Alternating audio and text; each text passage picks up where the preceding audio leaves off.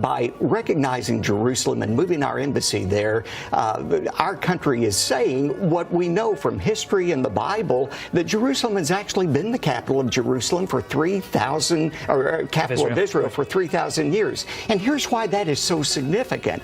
That historical truth that Jerusalem has been the capital for 3,000 years absolutely explodes the myth that comes from the left that somehow the Jewish people just came into that land 70 years ago and they took it away from the Palestinians, and that the Jews have no rightful claim to it. The Bible says, and history confirms, that God gave that land to the Jewish people, and I believe, as Genesis 12 says, God blesses those countries that bless Israel, and he curses those countries that curse Israel. I believe President Trump and the United States are not only on the right side of history in this decision, they're on the right side of God.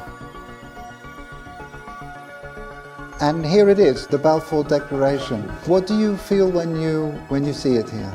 I genuinely feel it's one of the most extraordinary moments in the history of the Jewish people.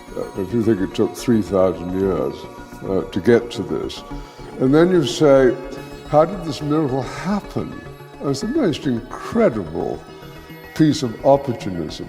I mean, if you think you had an impoverished would-be scientist, Chaim Weizmann, who somehow gets to England, meets a few people, including members of my family, seduces them. He has such great charm and conviction.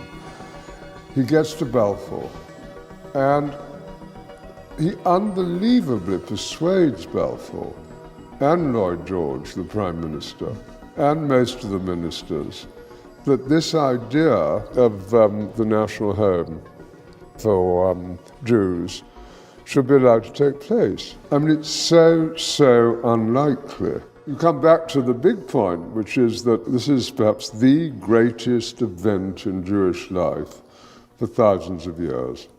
And it's a miracle that it took place.